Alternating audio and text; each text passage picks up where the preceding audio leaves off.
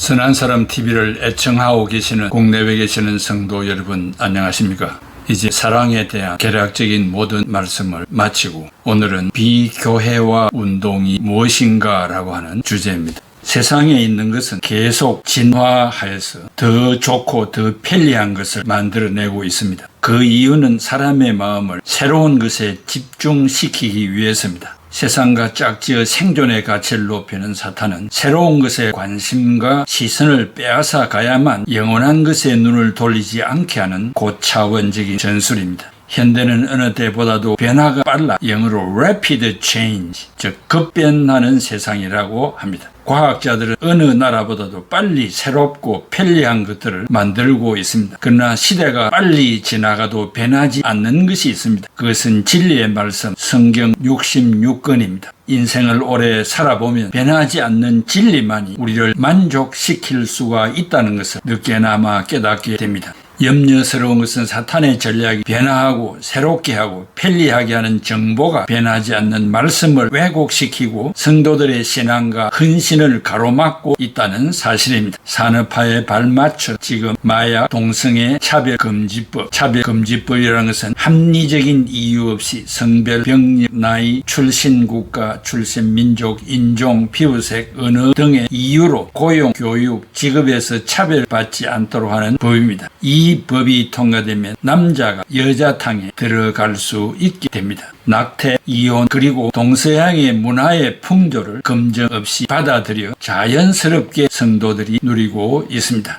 제4차 산업혁명이라는 물결이 5G는 용량은 1000배가 많고 속도는 200배가 빠른 차세대 이동통신입니다. 또 가전제품의 편리함과 질병과 장애인들의 거동과 여행과 전쟁의 속전속결을 받아들이고 있습니다. 그리하여 성도들의 관심과 장래를 현실에 잡아두려고 합니다. 이미 세상 풍조에 밀려 이리저리 치우치며 살아가는 성도들은 정신없이 이런 변화의 물결을 타고 신앙생활을 등한히 하고 새로운 것을 거부감 없이 받아들이고 있습니다. 기본적인 신앙의 가치들, 즉 천국을 바라보는 관심을 현세에 머물게 하는 작업이 급격하게 일어나고 있습니다. 이것이 마지막 발악을 하는 사탄의 역사로 알아야 합니다. 대한성공회 원주 나눔의 집 소속 김규도 신부가 14일 페이스북에 캄보디아 프놈펜에서 열린 동아시아 정상회의에 참석하고 돌아오는 대통령 전용기 추락을 염원한다는 글을 올려 국민들의 분노를 사고 있으므로 사제직을 박탈을 당하였습니다. 또한 천주교 대전교구 소속 박주환 신부도 전용기에서 윤 대통령 부부가 추락하는 사진을 올리며 비나이다를 3번 기록하였습니다. 아이러니컬하게 그 이튿날 그의 아버지 박동부 신부 65세 선종하였습니다.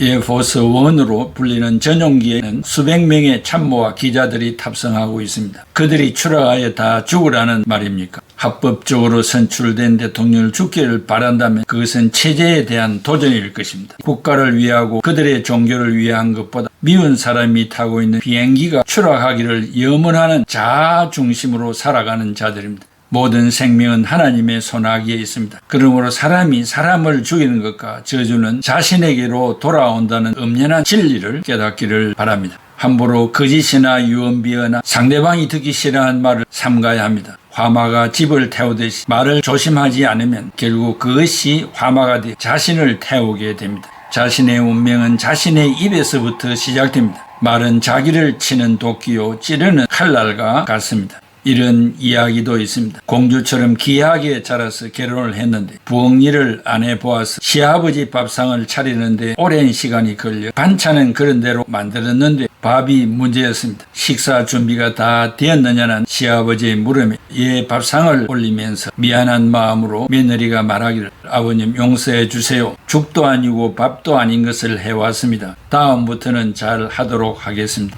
혹독한 꾸지람을 각오한 며느리에게 시아버지는 뜻밖의 기쁜 얼굴로 아가야 참으로 잘됐다. 내가 몸살기가 있어서 죽도 먹기 싫고 밥도 먹기 싫던 참인데 이렇게 밥도 아니고 죽도 아닌 것을 해왔다니 참말로 고맙구나. 실상은 심한 책망도 할 수 있을 법도 한데 그러지 않으시고 오히려 무안해하고 있는 며느리에게 따뜻한 말씀을 해주신 시아버지는 정말 지혜롭고 배려심이 풍부하고 품성이 제대로 된 분인 것 같습니다. 이렇듯 상대방의 입장을 헤아려주는 한마디로 천냥빚을 갚기도 하고 상처를 주는 말 한마디로 평생 원수가 되기도 합니다. 세상에서 가장 파괴적인 것이 무엇입니까? 핵무기, 환경공해, 그러나 정말 보이지 않게 날마다 인간의 마음을 파괴하는 것은 언어폭력입니다. 인간관계는 유리그릇과 같아서 조금만 잘못해도 깨지고 말 한마디에 상처를 받고 영원한 이별을 하기도 합니다. 우정을 쌓는 데는 수십 년이 걸리지만 그것을 무너뜨리는 데는 단 1분이면 족합니다. 현대 종교계가 타락하고 변질되고 좌경화되었습니다. 세상에서 소음과 빛이 되어야 할 종교계가 생각해서는 안 될 것을 생각하고 말하지 말아야 할 것을 말하는 시대가 되고 말았습니다. 비교회와 운동은 개체교회의 세속화로부터 시작이 되었습니다. 이것은 전통적인 교리와 제도적인 조직이나 유행적인 의식을 포기하고 비제도적이고 평신도 중심적인 새로운 개방이라는 제도로 새 옷을 갈아입자는 운동으로 시작이 되었습니다. 오늘까지 지켜온 성역은 헌옷이며 낡은 옷이기 때문에 벗어버리고 얽매이지 않는 자유로운 교회 생활이 되어야 한다는 인본주의 사상이 몰입되고 있습니다. 비교회 운동의 특징은 무엇입니까? 성경적 기본 복음 교리보다 프로그램을 중요시합니다. 성경적 설교보다 철학, 흥미, 본의, 강론을 중요시합니다. 복음을 전하는 선교나 전도 운동보다도 치유나 물량 공세와 인간적 위로를 앞세웁니다. 성례식, 즉 성례 성찬보다 교제, 친교, 운동, 여행, 식탁을 중요시합니다. 비교회와 운동을 하고 있는 사람들은 초대교회로 돌아가는 운동이라고 주장합니다. 초대교회가 언제 오늘과 같은 타락한 일들을 자행했습니까? 비교회 운동은 참교회 운동이 아니라 오히려 하나님의 영광을 가리며 교회의 부흥을 저해시키며 성도들의 영적 호흡을 질식시키는 일입니다. 예수 그리스도 중심으로 선교했던 초대교회는 교회의 본질적인 사명을 완수했습니다. 그것은 첫째 사도신경을 암송하는 교회였습니다. 사도신경은 초대교회 사도들의 신앙을 요약한 것입니다. 그러므로 사도신경을 고백하지 않는 교회는 신앙적 문제가 있습니다. 초대교회 성도들의 신앙은 예수 그리스도를 나의 구주로 고백했습니다. 이 사도신경을 부인하지 아니하려고 순교까지 했습니다. 그리고 사도들의 설교 중심은 항상 복음적이었는데, 즉 예수 그리스도의 십자가와 부활이었습니다. 그 중심 신앙을 분석해보면 대체 예수 그리스도는 메시아임을 믿고 고백했습니다. 사도 베드로의 설교와 사도 바울의 설교를 살펴보면 예수 그리스도가 인간의 죄를 대속하기 위하여 십자가에 죽으시고 3일 만에 부활했다는 내용입니다. 또한 사복음서 마태, 마가, 누가, 요한복음은 예수 그리스도의 십자가를 설명하기 위한 책입니다. 오늘날 교회 강단에는 누구를 설교하고 있습니까? 간정 집회에서는 누구를 자랑하고 있습니까? 신유 집회라고 하는 현장에서는 누가 병자를 고치고 있습니까? 산상이나 수양이나 단체의 성회에서는 누가 축복을 하고 있습니까? 피 흘려 세우신 교회의 강단은 전적으로 예수 그리스도의 십자가 부활과 재림만을 외쳐야 하는 곳입니다. 초대교회는 교회의 본질과 사도들의 신앙의 본질에서 이탈하지 아니하려고 생명을 걸기도 했습니다. 바울은 베스도 총독으로부터 네가 미쳤다는 말을 들었습니다. 사도행전 26장 24, 25절에 바울이 이같이 변명하며 베스도가 크게 소리내어 이르되 바울아 네가 미쳤도다. 네 많은 학문이 너를 미치게 한다니. 바울이 이르되 베스도가 가여 내가 미친 것이 아니요 참되고 온전한 말을 하나이다 라고 했습니다. 베스도는 바울이 말하는 것을 듣고 많은 공부를 한 사람이 저런 말을 하는 것을 보고 많은 학문이 너를 미치게 만들었다고 생각했습니다. 바울은 말하기를 고린도서 5장 13, 14절에 우리가 만일 미쳤어도 하나님을 위한 것이요 정신이 온전하여도 너희를 위한 것이니 그리스도의 사랑이 우리를 강권하시는도다. 우리가 생각하는데 한 사람이 모든 사람을 대신하여 죽었은즉 모든 사람이 죽은 것이라고 했습니다. 우리들도 흔히 듣는 말입니다. 그 친구 미친 것 아니야? 여기 미쳤다는 말은 헬란말로 엑시스테마 아웃 오브 마인드, 정신이 나갔다는 말입니다. 정상이 아니라는 말입니다. 하나의 일에 정신없이 시간을 보내는 사람을 향하여 하는 말입니다. 바울이 미쳤다는 말을 듣는 것은 그가 열정적으로 예수 그리스도에 대해서 선교를 하였기 때문입니다. 예수님에게 미친 사람이야말로 진리를 바로 깨달은 사람입니다. 우리는 예수님에게 미친 사람이 되어야 합니다. 오래전에 6개 교단 목사들과 성도들 1,000여 명이 성북 아현동에 있는 모 교회에 모여 한국 민주화에 대한 우리의 입장이란 제목을 걸고 성명서를 발표하고 예배 강연의 철야 기도회를 가졌습니다.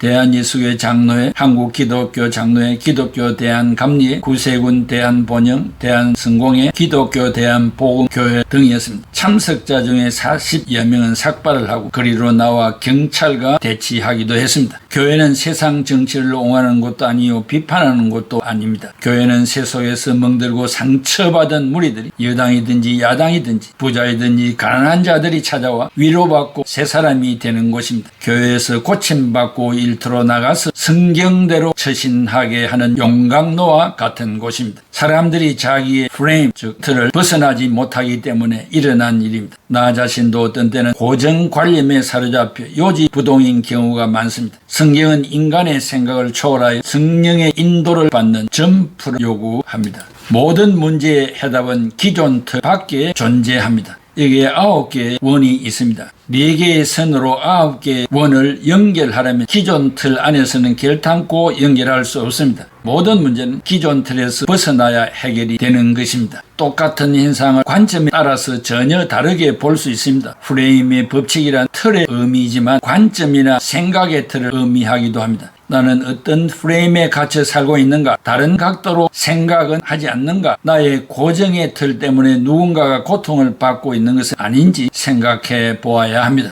프레임의 법칙이란 똑같은 상황이라도 어떤 틀을 가지고 보느냐에 따라서 행동이 달라집니다. 나란히 있는 9개의 점으로 4개의 선으로 연결을 지을 수가 없습니다. 기존 틀을 조금씩 옮겨야 어깨 동무를 할 수 있다는 것입니다. 어떤 선생님이 매일 지각을 한 학생에게 회초리를 들었습니다. 어쩌다가 한 번 지각을 하는 것이 아니라 습관적이었습니다. 선생은 학생이 너무나 괘씸하고 자기를 무시하는 것 같아서 힘을 더하여 회초리로 때렸습니다. 어린 학생은 아파서 참지 못하고 눈물을 흘렸습니다. 다음날 아침 선생님은 자동차로 학교에 오는데 상습적으로 지각을 하는 학생을 우연히 보게 되었습니다. 병색이 짙은 아버지를 휠체어에 태우고 뒤에서 밀고 요양시설로 들어가는 것을 목격했습니다. 그 순간 선생님은 가슴이 서늘해졌습니다. 지각은 불성실이요 게으름이라고 생각한 선생은 지각의 이유도 묻지 않고 무조건 회초리를 든 자신이 부끄러워 죄책감에 빠졌습니다. 그 학생의 가족은 아버지와 단둘이었습니다. 아버지를 보살펴야 하는 자식으로서 요양원의 문을 여는 시간이 정해져 있어서 어쩔 수가 없었습니다. 학생은 그 시간에 맞추어 아버지를 모셔다 드리고 100m를 선수처럼 달려가 학교에 도착한 시간인데 매일 지각을 할 수밖에 없었습니다. 그날 역시 지각을 한 학생은 선생님 앞으로 나가서 말없이 명령도 하지 아니했는데 바지를 걷어올려 종아리를 내놓았습니다. 그런데 선생님은 회초리를 학생의 손에 쥐어주고 자신의 종아리를 치게 했습니다. 그리고 미안하다, 정말 미안하다라는 말과 함께 그 학생을 따뜻하게 끌어안았습니다. 그리고 두 사제는 함께 울었습니다. 영문을 모르는 학생들도 울음바다가 되었습니다.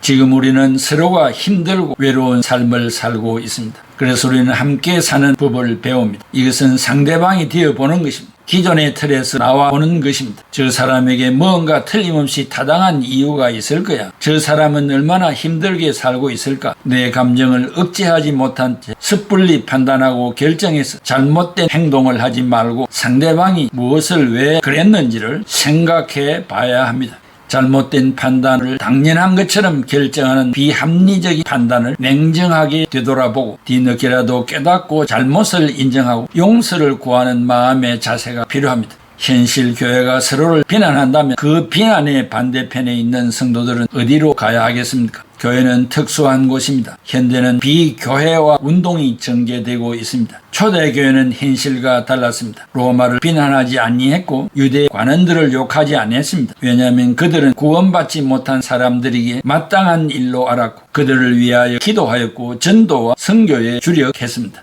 두째 예수 그리스도가 이적과 기사를 행하셨다고 전했습니다. 사도행전 3장에 나면서 안전뱅이 된 자를 일으켜 세웠습니다. 소경을 보게 하였고 귀머거리를 듣게 했습니다. 죽은 자를 살리셨고 눌린 자에게 자유를 허락했습니다. 성난 파도를 잔잔케 하였고 열매 없는 무화과 나무를 저주하였습니다. 오병 이후로 5,000명이 먹고 부스러기가 12강줄이나 되게 했습니다.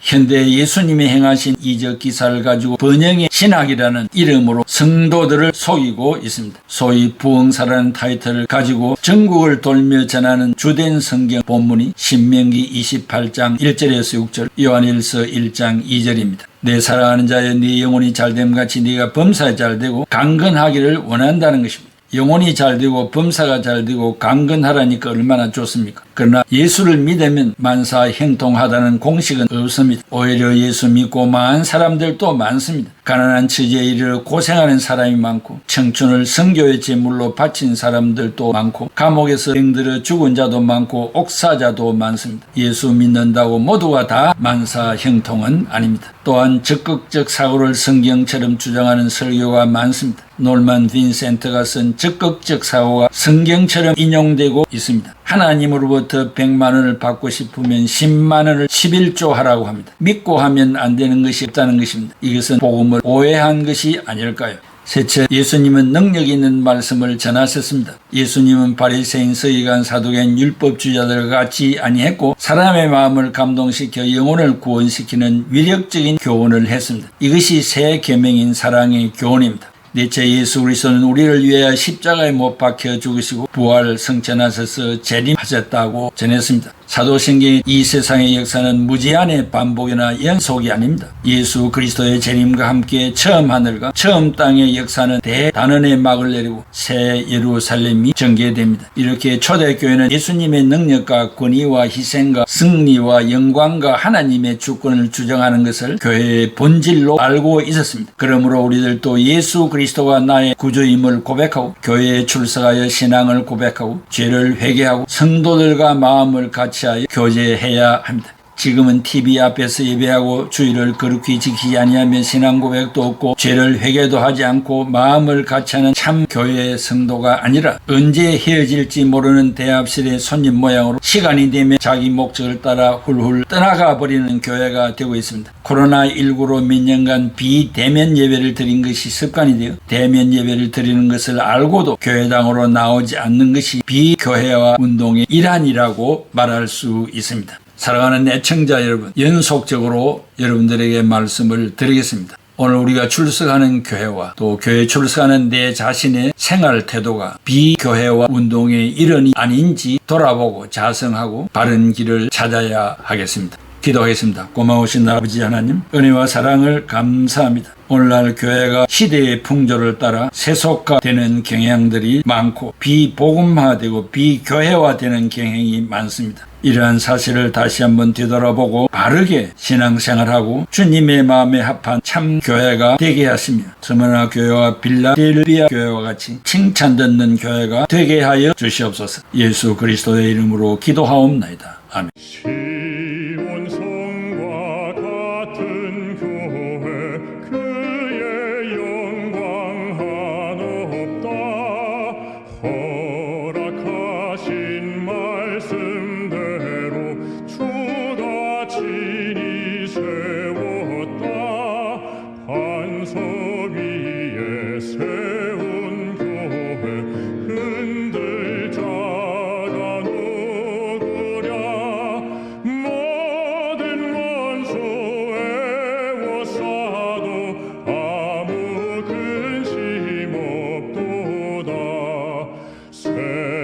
생명샘이 솟아나와 모든 성